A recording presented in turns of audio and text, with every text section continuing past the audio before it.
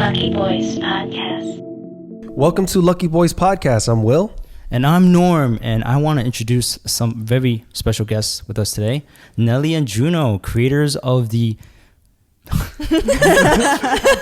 Come on. No, go for it. Go. Two Addys. Two Addys and a coffee, and a please. Coffee. There you go. I made it, guys. You did I made it. You did it. And we're going to keep that. My mind is like with the sunny weather today. I'm somewhere else right now. You know what? 70s in November. I'll take it. But anyway, thank you guys for coming on. I am really excited to have you on. I want to tackle this. I'm fascinated with this subject, with what you guys have. Two Addys and a Coffee. It's you guys started a podcast tackling mental health. Yeah, so we've been friends for 9 years? Yeah, 9 years. And we got diagnosed with ADHD and I think anxiety and bipolar disorder this year, but I think we don't have all three. I have anxiety and ADHD, and she has ADHD and bipolar disorder. But we didn't know this until this year, and we didn't realize it. But ADHD is actually what kept our friendship for so long, because we never related to other people with the struggles we were going through, and we were like, "Holy shit!"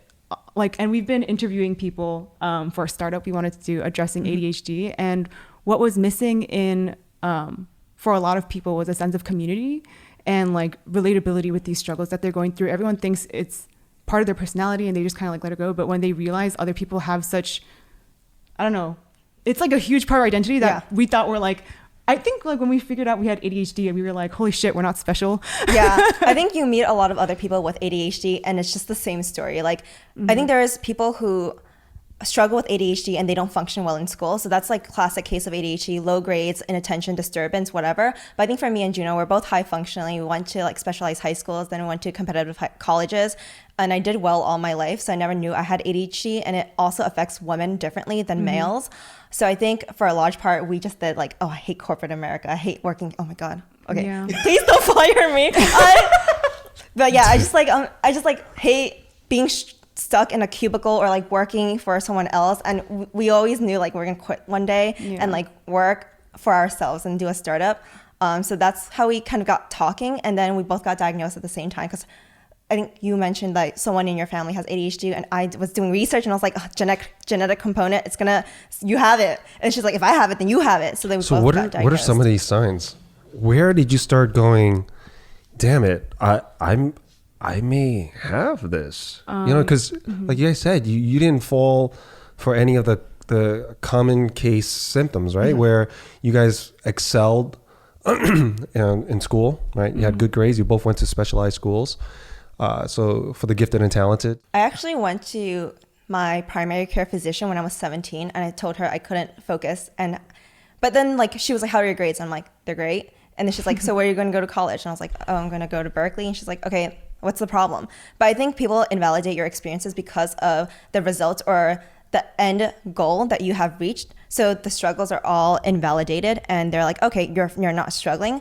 But I knew I had problems focusing, but I think it was just the hyperactivity combined with inattention that would get me through school. So I had AP biology, and it was 2 periods instead of 1. And I remember always being yelled at every single day. So there was a sophomore in my class, and he was more quiet and calm than I was. And this one time I got placed in front of the class because I was just being such a disturbance, and I got banned from eating carrots. It's just small things like that. And I was like, yeah, this is a problem. Hold on, you got banned from eating carrots? Yeah. Why? Because I was bored, so I would snap it off and just bother people, and then I would go around different corners of the classroom just to fuck with the teacher. So you felt compelled to do that because of ADHD?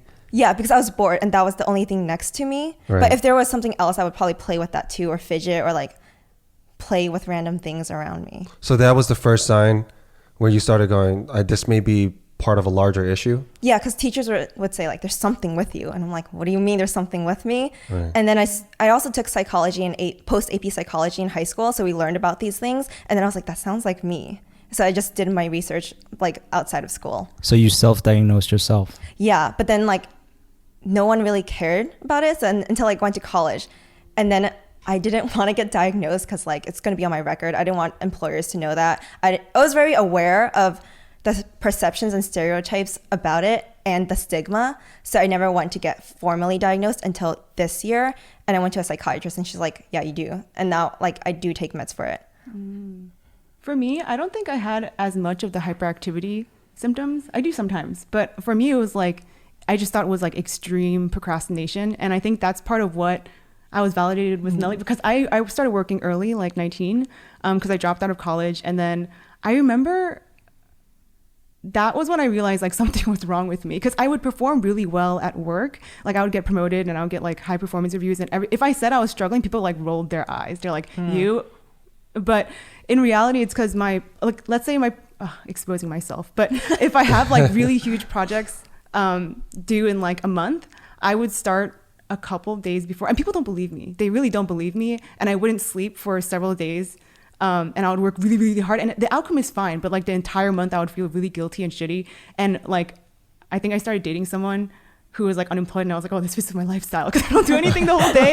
And like me and Nelly always related on that. We're like, we're so bored. And everyone's like, oh my God, you're doing so much. Like, how do you do all this stuff? And we're like, what do you mean? We're doing nothing. We do nothing the whole day. And then we get into like hyper focus before then. I think I organized like 2 meetups in Denver. I started like a data science women meetup because I had so much time. I didn't know what to do with it. And I would have to do something productive. And I had so much work, but I knew I wouldn't do it. So I just had to give myself deadlines, because the only thing that gets us to work is like fire on our ass, and it has to be like extreme fire from external things. We're going to embarrass ourselves. I was like, okay, so we need like intense pressure to do anything. But when we have that pressure, we enter like this like hyper focus, it's called. And I think like when people see it, it's like almost surreal sometimes, because like when we're not in hyper focus, we're just like, we don't do anything. Yeah, people think we're so high functional because they see us in the hyper focus and they see the result and it's good. So they're like, wow, you guys are like so impressive and like competent and whatever. But you don't see us then like the entire week where we're doing when I say I did nothing the whole week, nothing. People don't believe me, like nothing. It's like kind of like when I say I don't sleep, they're like, oh, like 3 hours. No, 0 for several days. Like, but that might be because of my bipolar like hypomania thing. But yeah, I think we just had like very extreme ends, and people did not understand that, because like if you tell them the seriousness, the severity of the ADHD, they're like, oh, so you're not like whatever. And I'm like, wait, hold up, look at my resume. So I'm curious and fascinated at the same time as to how you can function that way, right? Whereas you kind of just, it sounds to me like you have this period where you go into hibernation, right? And you have this intense energy buildup to the point mentally, emotionally, physically. And then all of a sudden, like, you need to get this done. So you kind of blitz and you just start, I guess, attacking it ferociously to the point where you're not even sleeping. That to me sounds absolutely insane. Yeah, it sounds like you get a really powerful burst of energy for that short amount of time. And I'm trying to understand from your point of view, because everything's, from what you explained, it seems like when you get that hyper focus, it's like everything slows down around you. It's like you're fucked. Like you're gonna be fired. You're gonna be expelled. You're gonna get kicked out. You're fucked if you don't do this. So it's fear that's pushing you. I don't know if it's fear. It's just like an intense sense of Stress. urgency, and there's some stress, but it's also fun. Yeah, it's you fun. become very it's fun. creative. Okay, I had to talk to my therapist about this a lot, because I was like, I always felt like I was so deceptive, and I think we have to be really, really, really creative to get shit done. Like I would, and then the outcome ends up well. So people are like, oh yeah, like you did a really good job doing this. And I was like, it's because I needed to finish it fucking fast. So like I end up having like, if I'm building a course, for example, like I'll be really cohesive, have a really creative, connected story. And they're like, I think they were like, oh yeah, this is one of the best courses, blah, blah, blah. People should follow this. And I was like, huh? Because I was just like, I think go on. One example I would have is, for a whole semester, I didn't go to class. I didn't know what the fuck was going on. But we had this paper due. It was a final paper, and I didn't do any of the weekly assignments either. But it was like 30 pages that you had to write in total. It was due like on a Friday, and then if you didn't do it, you get like, it's 70% of your grade. You didn't do it, like you're fucked. So then I would pull an all-nighter, and I wrote 30 pages, and then I got an A+ in the class, and I was like, okay, cool. But I think it's like you can do all these things last minute. The result is so good. So like. It wasn't really a problem for me or anyone like around me until like you have to go into society and be like a normal functioning person. Like I can work from 10 p.m. to 5 a.m. every single day and not sleep, but other people are like, you can't do that because I have to go to meetings and things like that. So is that a common trait for people that have ADHD to procrastinate until the final minute, Oh, the yes. final hour? Not that anyone would want to admit it, but yes. Oh So- my God. I mean, I used to procrastinate a lot to the final Yeah, me hour. too. I don't believe I have ADHD. I would attribute that to I just found it uncomfortable doing those things. I was not interested in doing any of this. So I was just really trying to push it off as much as I can. And in the final minute, I know that I have to get it done or else, right? Or else have a bad grade or getting fired or whatever it is. There will be a consequence if I don't finish it, right? That will not benefit me in any way. So I hurried up and got it done. How are you able to differentiate between just being disinterested and saying this is part of a larger problem? I think the key difference is other people who are neurotypical or who don't have ADHD, they can choose to do work. I cannot choose. Even if I wanted to write my paper, I would start 2 weeks ahead, and then I would go to a cafe or something, set up everything, and your mind just won't let you. Mm-hmm. So you can have everything. You can choose. You want to. I will pull all-nighters for every single day for 2 weeks because I want to get it done, but your brain just won't let you. Yeah, I think that was one of the reasons we related to each other so much, because when I told Nelly I am in a really fucked situation, and she's the only person who would understand, be like, okay, you're probably really, really fucked, but I also know you got this because we usually got this, but you're really that people don't really comprehend that, and I totally relate to what she said. I think the difference is how extreme it is and how much effort you put in, because I would feel really I really want to work. I paid so much money for a co-working space. I tried to work with other people. I tried to go to a cafe. I would not do anything the entire fucking day. I would not let myself do hobbies. I would not let myself do anything to actually enjoy my time because I want to work. But I just can't, and my mind doesn't let me, and it gets really distracted. So it's this loop of distractions that are trivial, and you never get work done, and you never do stuff that you actually like, which is why we have to find productive ways of spending our time. We have to start a meetup, we have to start a book club, we have to do other jobs, other work, because we feel so guilty with all this time wasted anyway, and we can't do it with things we enjoy, so might as well do other work. Does that bleed into any of your, let's say something that you have a strong interest in? Does that same form of work ethic or interests applies to other things? Or everything in your life? For example, if you're dating someone, you're going to push off doing something for them. Or if you are, you talked about running your own business, it's something that you're obviously interested in, and you have a high competency for it. So would that propel you forward to stay away from that procrastination? Or no matter what, you just can't seem to get over this and then leaving to cram everything at the end? Yeah, I think interest is definitely the thing. The hyperfocus that happens right before a deadline, that's the bad cause of hyperfocus. Another cause of hyperfocus is when you really, really enjoy stuff. I think I got a high in high school when I was leading a robotics team, and I was also working at this startup and doing robotics competitions. I didn't sleep for 6 months. But I was having the time of my life, but everything else goes to shit. I think when I go to tunnel vision. Yeah. I won't I think I got into hyperfocus when I started my current job. I didn't sleep. I got sick twice. I missed the insurance window, whatever shit. It was really bad.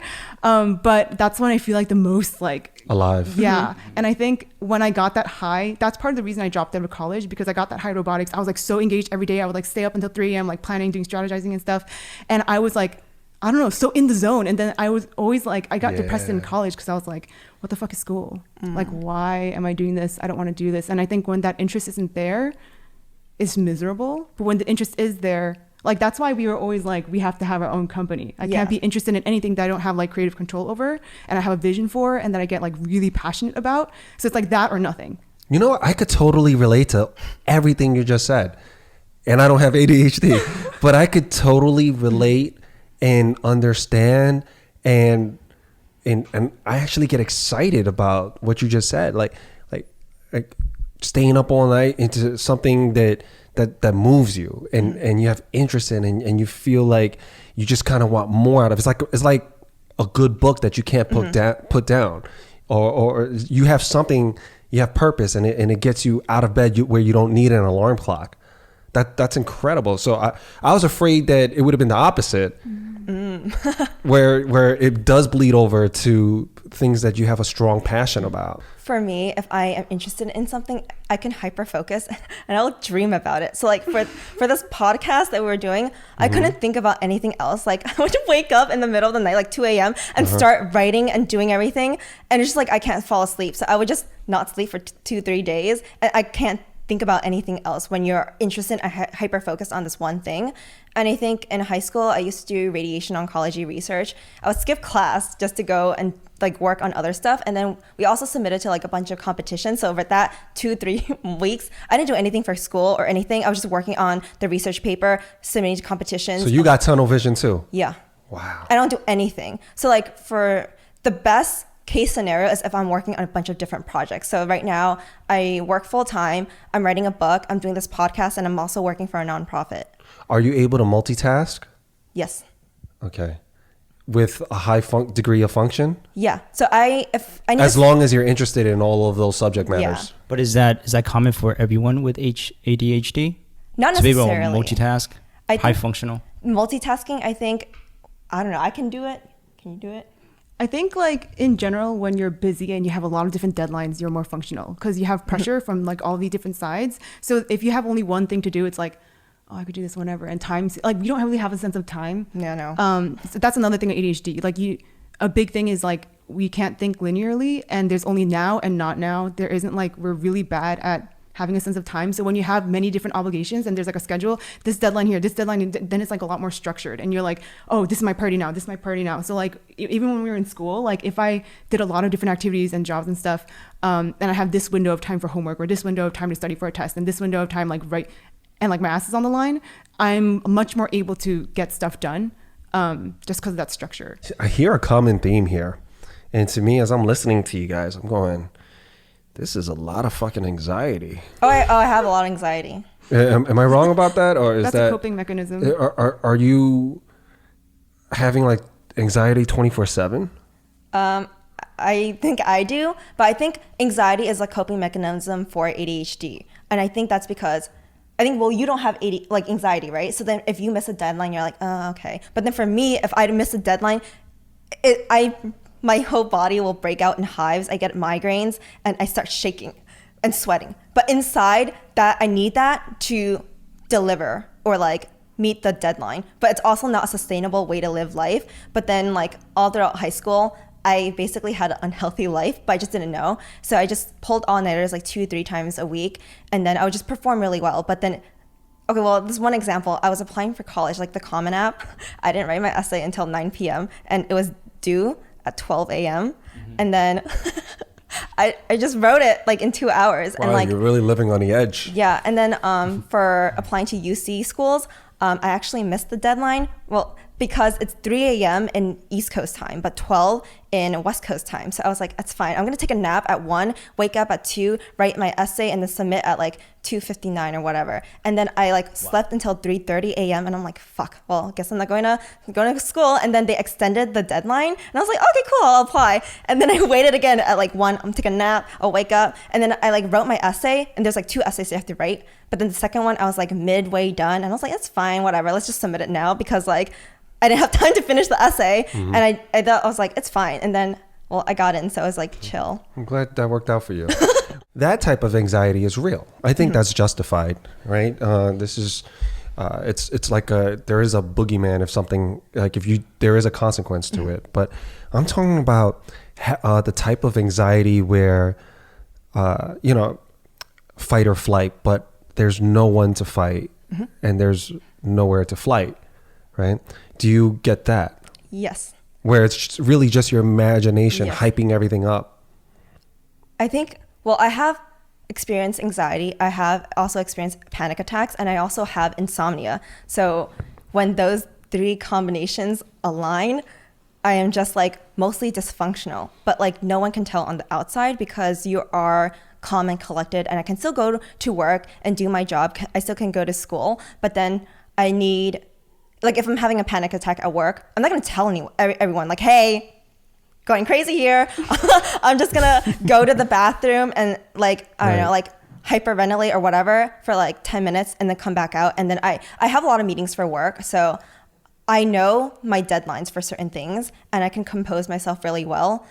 But then I think you still feel those emotions, but it's how you choose to behave and the actions that you take to prevent yourself from, I guess, like feeling like from letting it overwhelm you. Yeah.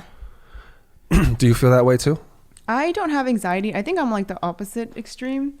I think it's part of like my emotional attachment because of childhood trauma. But yeah, I get really stressed right before death. I have bipolar disorder. That definitely is affected by ADHD, and especially because I didn't know. Because one of the triggers for hypomanic episodes, like going crazy, I guess, is no sleep. So it was like this bad cycle where like I would have a deadline, so I would not sleep for several days. Then I would go manic, like hypomanic, and then I would get really depressed. So it was like this cycle. And I think I generally am like unusually calm, like more than other people, I think, even in like really, really shitty situations. And I feel like that's one of the things I get nervous about with like the deadlines, because part of that trigger for getting you to work and hyperfocus is like pressure. But now I'm just like so chill under. I think you do this too now, but I always feel like that window of time where I get pressure gets like smaller and smaller because I'm just like, whatever. You deal with it differently. You're more on cruise control. You're on chill mode until you stay up for several nights and then the bipolar kicks in. So when the bipolar kicks in, what part of you is that? I think I'm very productive when I'm in a hypomanic. It depends. Are you toxic? Like, for example, you're in total chill mode, right? That's the person driving. And then when you go into your bipolar stage, like who's taking, when you're going through your Jekyll and Hyde, who's that other person? Okay, this is very confusing to me because I think since I've been home, I've been sleeping really well. And that's this year is when I realized I had bipolar disorder. And when I look back now, like, I pulled all-nighters for 4 days in a row and was energized. That's not normal. That was probably hypomanic after talking to my psychiatrist. But at the time, I didn't know. I thought it was just me. But I think I become very, very like overconfident. I think I'm like invincible and I do a lot of crazy shit. I don't know. Sometimes it's productive, but when I was in San Francisco, towards the end of last year, that was really, really bad. But like I would still be conducting interviews for work, for example, in between like doing crazy shit and going out and stuff. I forgot what the question was. Like, well, you said you're hot and cold, right? Bipolar. Oh. 1 minute you can, feel very hot. 1 minute you can feel very cold. So I take it as 1 minute you're this person, and then due to a lack of sleep, you turn into something else. Yeah. And I'm curious. So the normal you that's has enough sleep, all that, that's the chill mode. So what's the other what's the Jekyll and Hyde? What's the other side of that? Is it like angry, or is it very toxic? Is it lashing out at everyone? Because it's usually polar opposites. It's extremes. It's an extreme. Like you're either really chill. So I would say if you had the opposite of that, it would be where you're lashing out at someone. You're not so chill. I'm not necessarily like an angry, or I don't know if toxic is the right word, but there are definitely people in San Francisco who think I'm like super, super, super hype, like energized, like party person. And I'm like, whoa, that's not me. And I think I met people like when I was off, and I was like, whoa, your impression of me is so different. And I was just like, I get like really, really excited, have like no boundaries whatsoever with strangers. And I just like make friends with everyone, and I'm like super, super loud, super friendly, and I'm like so excited to talk to anyone. Like I enter a room, I'm like, who's gonna talk with me? I need to make an announcement, and I just want to have attention. And I think I was gonna like run the world with like a fashion company, and I get like these grandiose ideas, and I become like very mission oriented, and I feel like I have this like greater purpose. And I think like I freaked out Nelly because I was like, I just thought you were high and you were drunk. No, I was like, this was like me when I was not high, and I was like, I want a tattoo. The next day I was like, I'm gonna. So you turned into Kanye West. The other side. You want to start your own fashion company. You want to talk to everybody, get to know everyone. You're making your first album. When you are really high functional and really ambitious, when you said all those things to me, it's not impossible because you can do it. But I think like the difference is like for a lot of like startup founders, they're a little like not the norm, or like they're not average people, right? You have to have this mindset that you can change the world. But the key difference is if they do, society says like, oh, okay, well, you did it, so then you're normal, or like you're not crazy, or whatever the term is. But I think it's when you don't accomplish those, people are like, oh, yeah, you're delusional, like you think you can change the world and things like that. But I think like the founders of Airbnb, Uber, they set out this like grand mission of like interrupting the industry's status quo. And I think that's like the key difference is like what society deems as normal versus not normal based on like your accomplishments. Absolutely right. You know, you ever hear that saying that the line is very thin between genius and madness? So you're absolutely right. I think you know, you can even take that down. I think that's just normal human behavior for the most part. You could even take that down a few notches and say, hey, tell your friends and your family you're starting a podcast. Right? They're going to think you're crazy. They're going to say, just do something against the grain. Anything. They're going to think you're crazy. But then if you succeed at it, they're going to say you're a genius. Yeah. Me in college. Okay, when I decided to drop out of college, I think in one day, it was very, very impulsive. I knew I wanted to get out of college, but I didn't really until I found out about this data science boot camp. And I decided like that day, and I got so much shit. I think people like lectured me about... Who? The person who I thought was like my mentor, I guess, like that I worked with a lot, my friends, my family, like everyone. Everybody close to you. Yeah, they were in just your like, circle. That's so hard. Well, I was like, Nelly hell was yeah, let's that. go. Nelly was like, yeah. But everyone, can I peace out too? I think everyone thought I was being super naive, and they were like showing things like stats in my face and stuff, and they're like, what are you talking about, like you need a degree, like what are you going to do? And then after I got my first job and I was doing well, like good salary and everything, and I was in tech, and I think from there my career went really well, so people just now they're like, oh my god, like wow, you're so who needs college these days? I don't know, everyone's like that. Even when I cut my hair, like, and I told people I'm getting a pixie cut, they're like, are you sure? Like, are you okay? Like, what's wrong with you? But then after I got like, oh yeah, you have to do that in your 20s. Like every time something turns out well, people are like, oh my god, like they validate it. Yeah, and they're like, oh yeah, that's my opinion too. And I'm like, fuck you. This seems to be a pattern. Anything that's against the grain that you do seems to be a success. So you continue to do what you're doing. Don't listen to anyone else.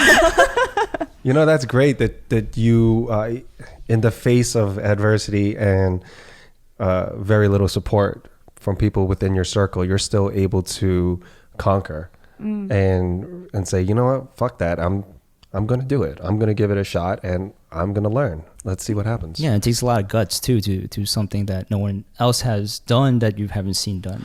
Done before. Are you able to do that because you believe in, like, you believe in whatever you're trying to do so much that you don't need their validation at that point, or you just go, you know what? No, you're wrong. You're wrong.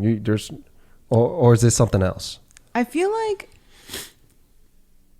kind of like the hyper focus that we talked about right before deadlines. I think similarly, when you start, like you latch onto an idea or something that you really want, you can obsess over it. And I think like when I dropped out of college, like nobody could change my mind. I was like already super, super into it.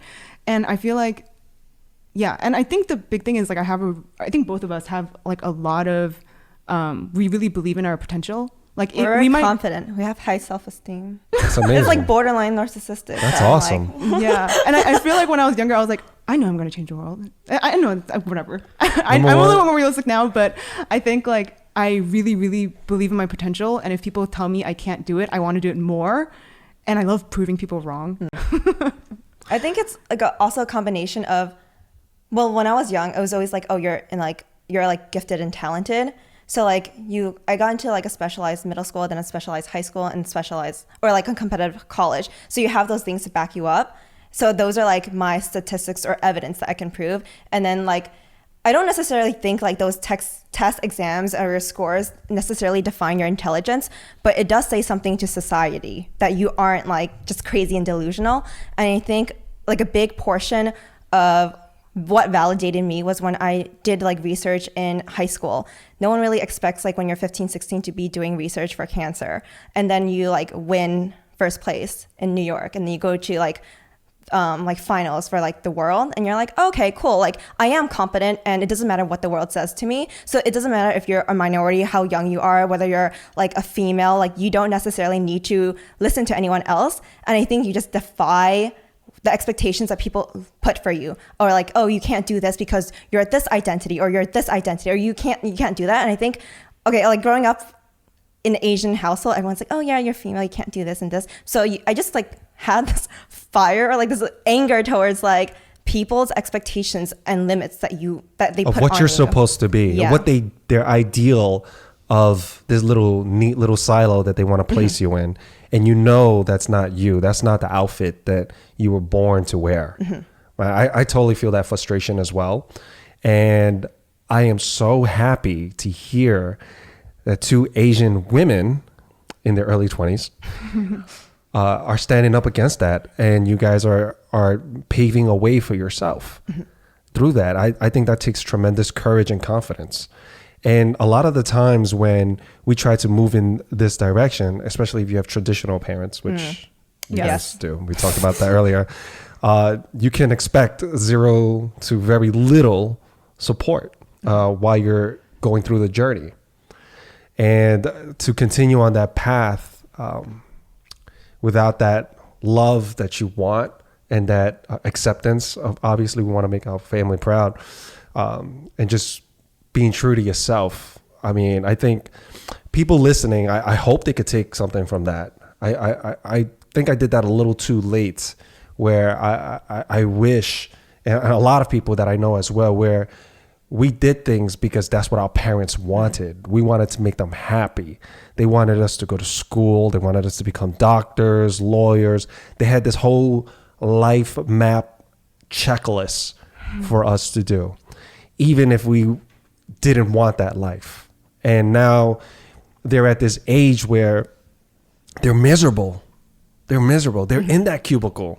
They're you, but in a cubicle. And they have so much time invested in it that they can't really move out of that now.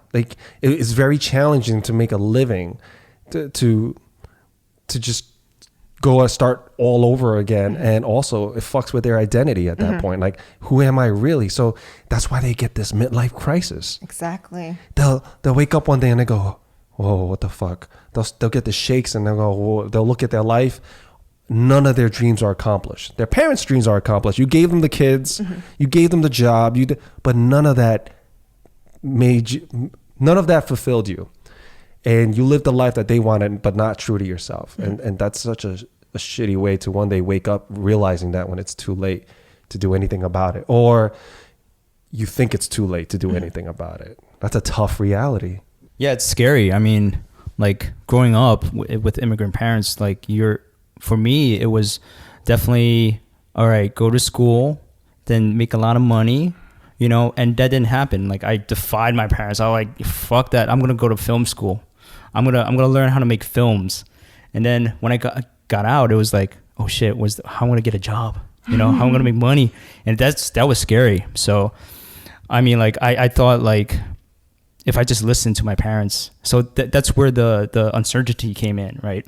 And I didn't have the confidence, but it's just amazing to me to hear that even though you guys grew up in a traditional household, and you guys didn't follow that mindset, and it's just like, fuck that, I'll keep going, I'll keep following what I'm believing that I'm doing is right. That's amazing. But how did you kind of get out of that kind of thinking, like in that traditional mindset? I feel like I think this is partially related to ADHD, but I sometimes feel like we didn't really have a choice, because our thresholds for being interested in something is really, really high. So we're bored all the time. So I feel like when people are having quarter life crisis, I feel like we do that regularly. Yep. Because we're so bored of everything, and it's like unbearably bored with the work we're doing. And it makes us like question a lot, like, how do I want to be spending my time? What will I do? What can I do that will make me feel fulfilled and happy and actually want to work? So we're like constantly having this question in our heads. It's either that or being super stressed. So I think that's part of the reason we're kind of like forced to do it, I think. Yeah. I think for me, I also have anxiety and ADHD. So it's not really a choice of how I control my thoughts. I just think about it, and I think about death a lot. So when people say, oh, I live like every day like I'm gonna die, I really do. I think about like mortality, death. I think for a year and a half in college, all I could think about was dying and how I wanted to live my life. So I read a lot of philosophy, a lot of books, a lot of psychology. I just deep dived into it, and there was like this Harvard study done of Harvard students and then a bunch of like low income students. So like you understand the two classes. So one who's rich and educated and one who is poor and not educated, and they don't have like a silver spoon in their mouth. And they did this longitudinal study, and at the end, when they're on their deathbed, what was important was like their family and relationships. And if you have people you love around you,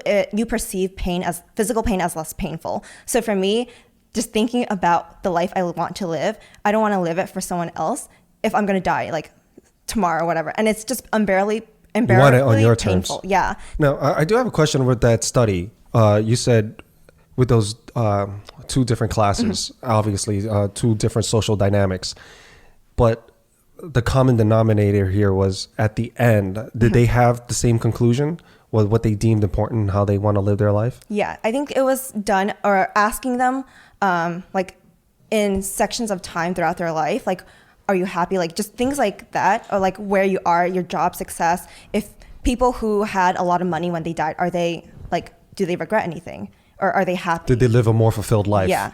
And what was the answer to that? It was relationships and whether you had friends and family who love you. Like the relationships are things that people regret the most.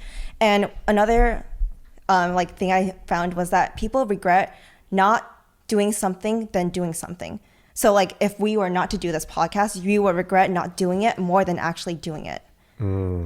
I pick choices based on least regret. That's an interesting way to live life, because most people would choose choices to stay away from fear. Yeah.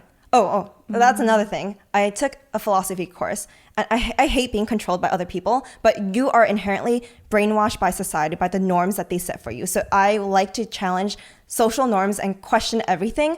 So a lot of things that I do, I'm like, why am I doing this? Why am I doing this? Why am I doing this? And then you get to this two things where it's like you either are doing things because you're afraid and that's fear driving your actions, or because you feel compelled and it's like that compulsion of doing something because of the way that you're trained to think and act. And I don't want to be controlled by other people. So I think about why I do certain things, and then if I can find out the root cause, and if I agree with it, I'll do it. If I don't, then I'm not going to do it. That's extremely analytical. Yeah. Do you ever just move out of instinct? I feel like I have no instinct. I just am very logical. So I act according to the rules that I set for myself. So it's action over inaction because of least regret. And then you pick the one that is going to be the action of least regret. And then the values that I have is relationships, family, friends over money, success, like things that you can't really bring with you when you die. So like those are the guiding principles of how I live my life. And if I'm not going to regret this in 5 years, or I don't really care about this person's feelings, I don't really care. I'm just going to say what I have to say or do what I need to do, because like my time is valuable and I don't have time for people who are like worry about trivial things. And is this all in like calculation in your head? Yeah. Because I feel like if I'm doing something like a big decision, it's like a pro and con list. Like I have to like mark it down and then make sure that, okay, this is definitely something that I can tangibly see and record. And then I'll make a decision off that. I guess for normal people, like regular people, I don't want to say normal people, just regular people, like, you know, I don't have a superpower. By the way, I think the hyper focus is like a superpower. You know what? I think we've all done a pro and con list once or twice in our life. Yeah, definitely. But what I will say about the pro and con list, that shit does not work for me, and I don't know why. I have done that list exhaustively for several key decisions where I felt like I was stuck in a fork in the road. And there were two outcomes that pushed me. Either I stayed away because it was just so much friction, that path, where it was too much uncertainty, and I went the safe route, admittingly. Or I have done lists where the con was just endless. It was just, but this can happen, where I got extremely analytical and I just listed all the cons and just the stack of fear here. And my pro list was, and this is fascinating, my pro list was maybe 1 or 2 items. and I ended up choosing the Pro because those 1 or 2 items weighed more than all of that other. So I'm like, why the hell did I do that for? I could just listen to my heart. I just wasted all this time overanalyzing something. So now I move through instinct. It just, I have a different way where I could totally get the overanalytic. Like a gut feeling. It is fascinating how our mind gears us to work and how much our emotion plays into that and how much time it's at a conflict between our emotion and my, it's almost like 2 different people living within us. And the logic side is always trying to control the emotional side. Like, hey, let's think about this for a second before we go off the rails, before we jump on that car, or before we make this big decision to move to this big city. With ADHD, is that conflict easier or do you find it more challenging? I think we're on opposite extremes there. I think like she's very analytical and like will think out everything. I'm like extremely impulsive. I don't do the pro and cons list, I think, ever. I decided to drop out of college in one day. I decided to move to San Francisco in one day. I decided to move again in one day. Like I decided to move. Like it's very, very rapid for me. And if I decide to do it and I see a path, I'll just create that path for myself. And I have so much, I don't know if it's naive, but so much confidence that I can figure anything out. That's like, I'll make a decision. Why not? Like there are so many different permutations on like how I could live my life. They're all fine. I mean, they're not all fine. I want to do the stuff that I want to do, but I think we were talking about this the other day. I don't know why I have such a high risk tolerance. I also have a really high pain tolerance. Maybe they're related. And I also, maybe it's related to me being detached from my emotions. But I don't really worry that much. And I sometimes feel like insecure about that, almost like, why don't I worry more? I worry for you. So you feel insecure about not feeling insecure? I think it's because like, okay. I just want to, no, somehow that sort of makes sense to me. Yeah. But did I extrapolate that?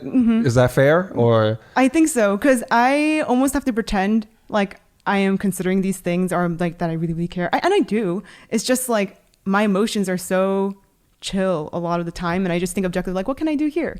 Okay, what can I do if like everything goes to shit? If I lost my entire family, if I lost like, oh, that's a very extreme. But I actually think because I get depressed often. So when I'm depressed, I like think about these things. And I also multiple times thought like, if all of my family and friends and everyone dropped dead and I was like put into a new city, yeah, I could figure it out. I don't have any money. I could figure it out. So I feel like I'm very detached from things. Like I have a lot of trouble developing, like attaching to any people or like places or things. I'm not nostalgic at all.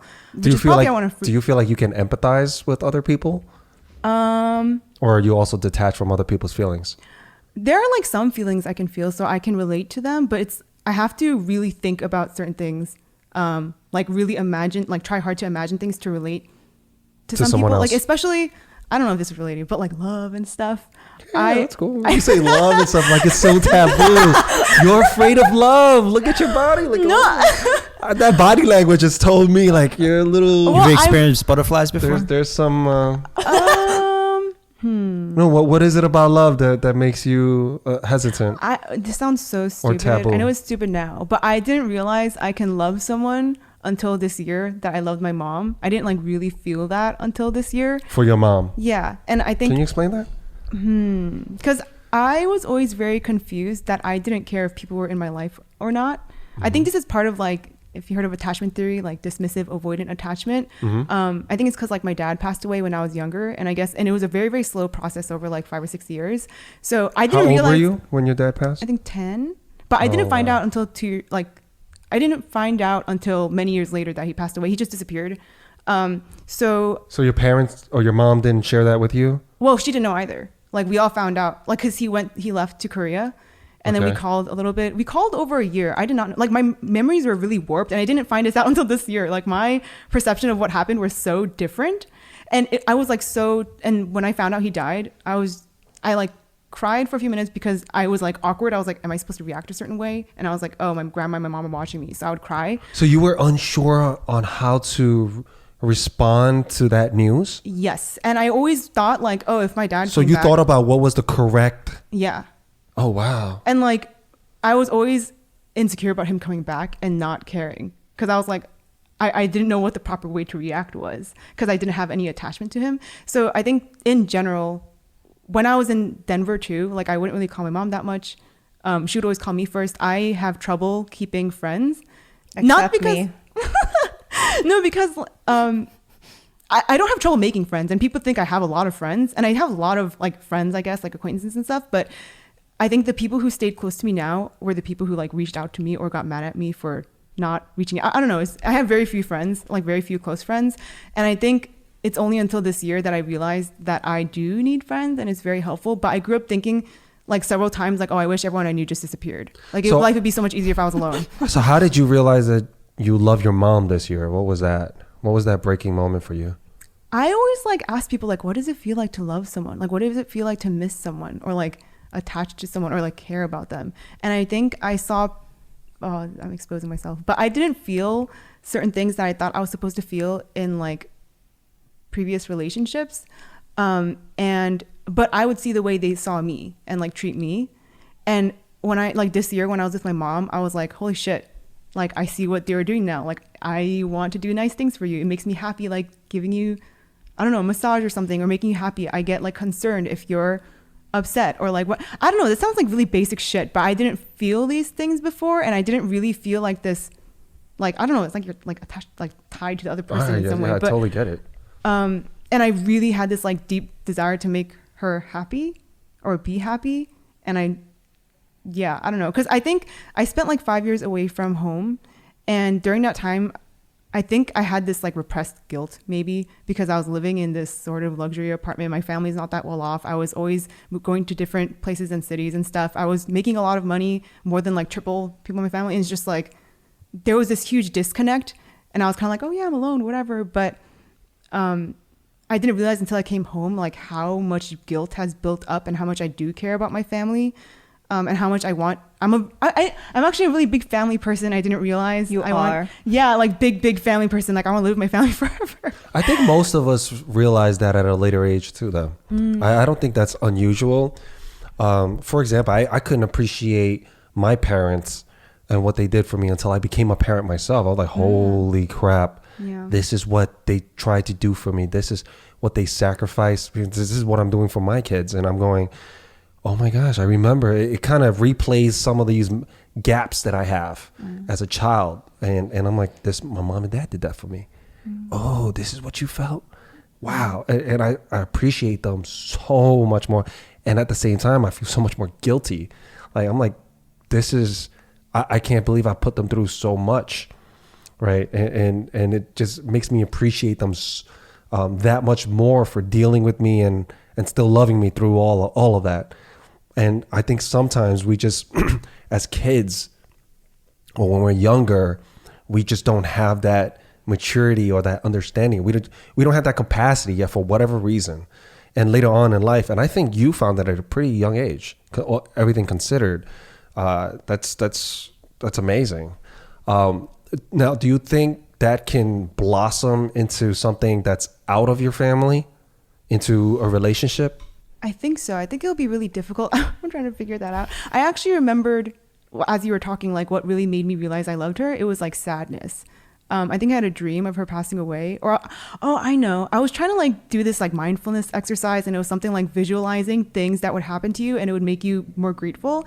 And everything listed, like there was ones like, that's when I realized, like, if I lost my home, imagine going blind, imagine doing this. And I was so like indifferent to a lot of things. And I was like, oh, this is not helping me because I feel like I could get myself back up. But the one where it was like, you'll be blind, I was like, if I was blind, that'd be chill. But then I wouldn't be able to work. Oh, but then my mom would like, I was visualizing me like use the cane trying to go to the kitchen or something. And my mom would be really sad. And that made me really sad. And I also pictured my mom dying and that made me sad. And I was like, holy shit, I'm sad about someone disappearing because I couldn't give her the life I wanted to give her. And that's when I really realized that I loved her. And it made you grateful for everything that you have.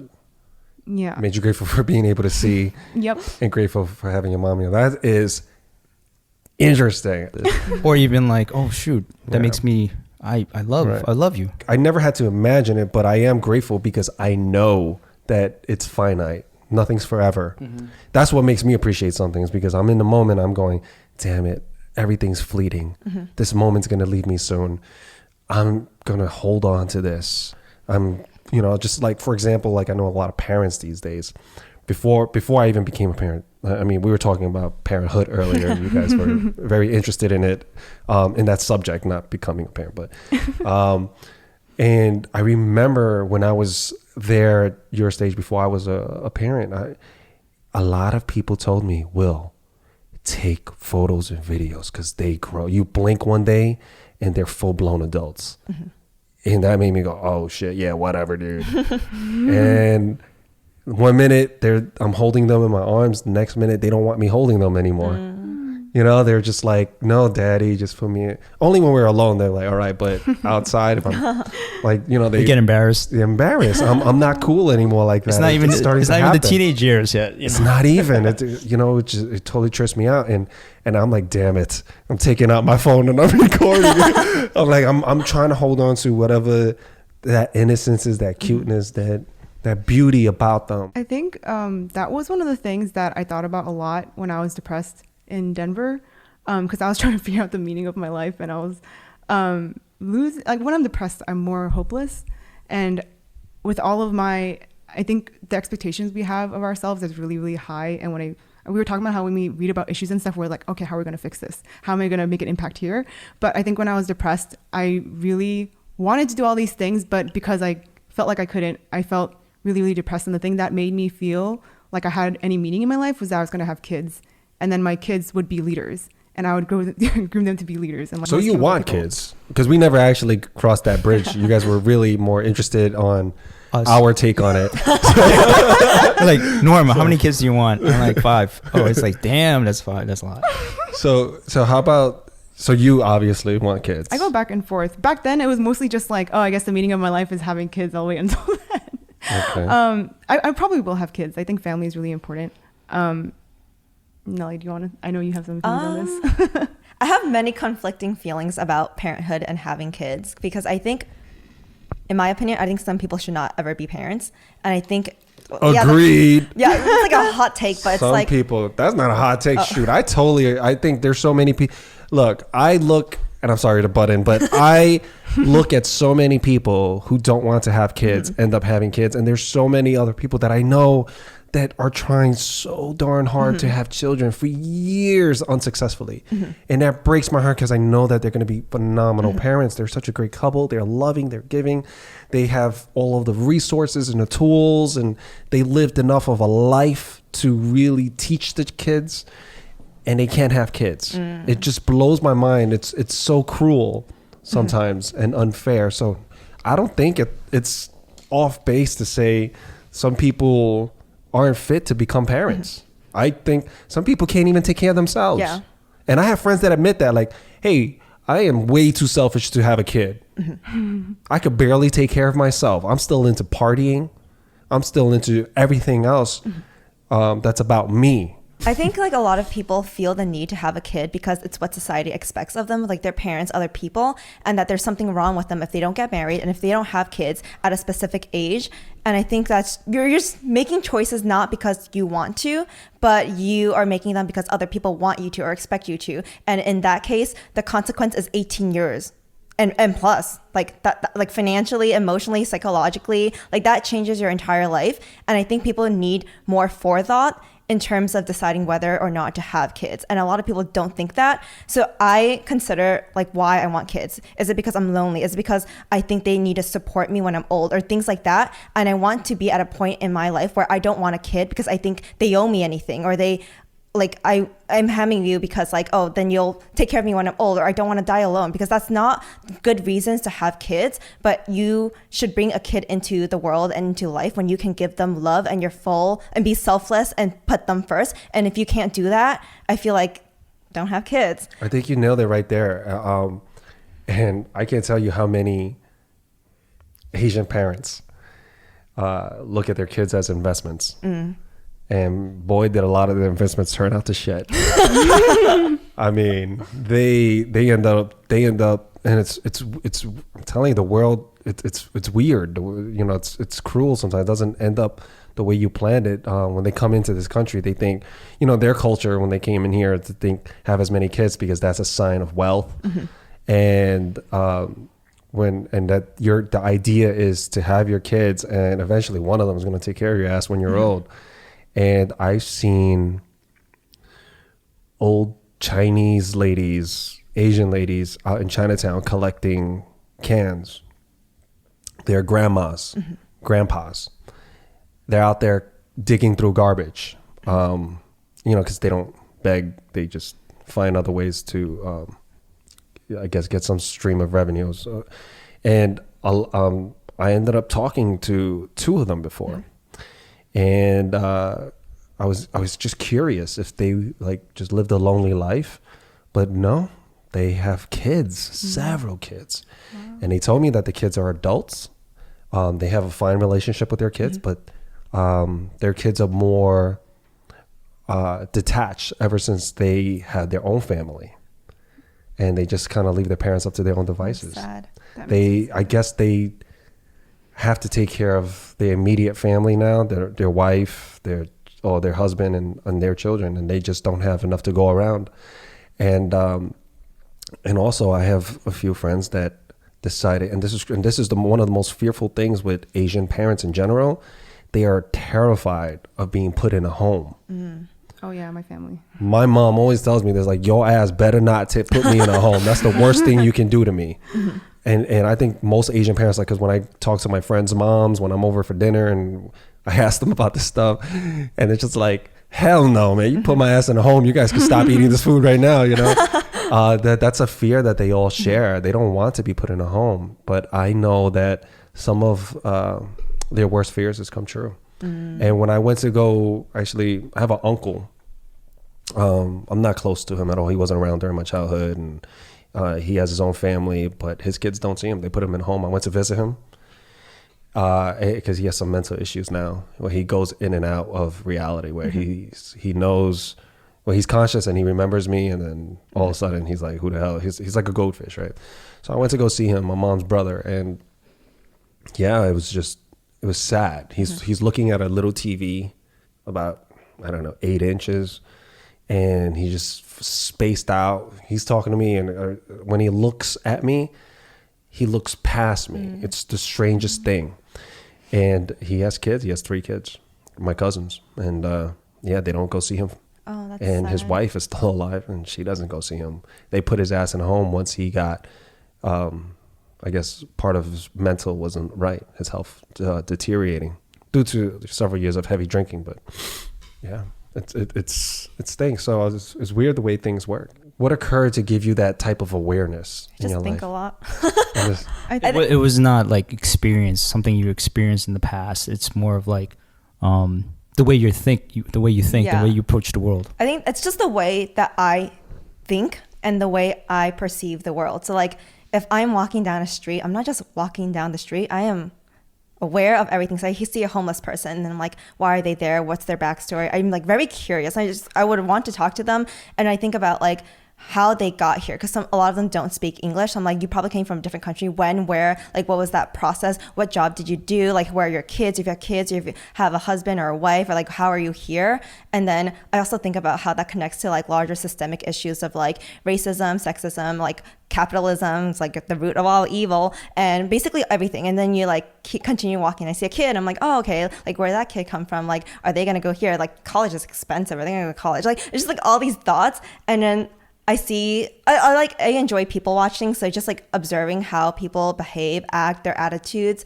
And I also read a lot, so I think it's just like a combination of everything, and questioning why I think the things I think, why I do the things I do, and why I behave certain things or certain ways. And then you can identify like everything wrong with a person now ties it back to childhood. So I'm just like, it's really easy to fuck up a kid. And if you have the capabilities to not produce any more fucked up people into the world, then take that as initiative. Like, if you are not okay, don't have a kid. But if you are in that mental space where you can give love to a child, then do so. And I think a lot of pain and suffering in this world would cease to exist to some extent if people were more empathetic, compassionate, and just like aware of themselves. It's the programming that they're putting in them. I don't think that's the intention all the time. I think in some forms it can be toxic, especially in a high expectation household where they want you to be a star baseball player, a star basketball player, a star student, and somehow you're not built like that. That doesn't really make you jive. There's no passion in it. There's no movement there. And I think continue to push a child, saying, no, you just have without seeing what your child for what he or she really is, but continuing to push that could be problematic. Even if you're a good parent, even if you're a good parent, you can fuck the kid up in that way, right? I've seen so many kids like that in sports, and where they were just forced to do things, and when they became an adult, they completely abandoned ship, completely, and did the opposite of what their parents ever wanted, because that wasn't a life for them. And it all goes back to being true to yourself.